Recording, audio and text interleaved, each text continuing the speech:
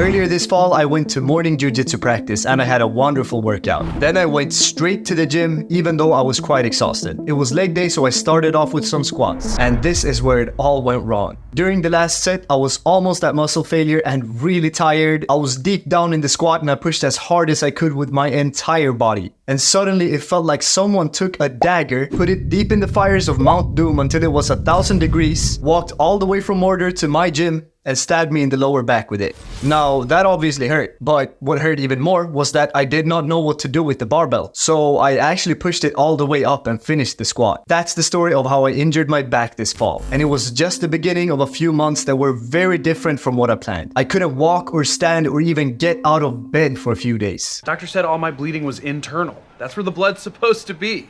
I actually got stuck at my parents' place after this, unable to get home. After over a month of recovery, I was back to training. At day 2 of training, I got stuck in a guillotine at jiu-jitsu practice. And this time, someone took that same dagger that stabbed me in the back, but stabbed me in the neck with it instead. I instantly tapped, laid down on my back, and just tried to survive for a few seconds, hoping I hadn't actually broken my neck or something. The scary thing was that the whole back of my head instantly went numb. And things going numb when you hurt your neck is kind of alarming, you know? Fortunately, it was just a muscle in the neck that got damaged, so it was nothing serious. However, I couldn't train for a good amount of time once again. So these 2 injuries completely changed what I thought was gonna happen this fall. But would I go back and change it if I could?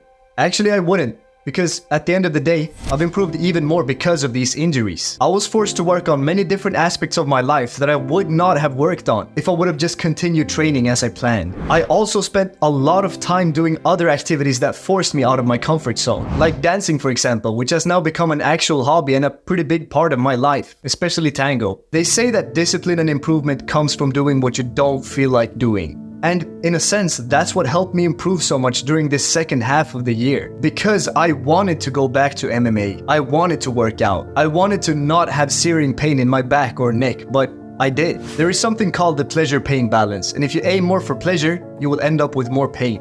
However, if you aim for pain, you will get more pleasure. And I don't mean aiming for injuries or touching the stove. I mean doing something that sucks now but gives you pleasure in the future. Delaying gratification. Going to the gym might be the most obvious example of this. At the end of the day, you have to accept that pain plays a big role in life whether you like it or not. The question is, what pain will you choose? You're faced with this question all the time once you think about it. Will you choose the pain of not liking how your body looks, or the pain of working out? The pain of staying in an awful relationship, or the pain of a breakup?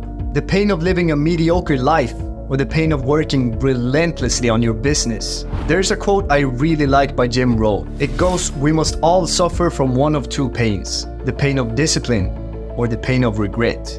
The difference is, discipline weighs ounces, while regret weighs tons. To make sure that you choose the right pain, watch this video next. And click here to subscribe. And click the link down below for a completely free 30-minute call where we can brainstorm this together. Make sure you click that link and earn your sleep.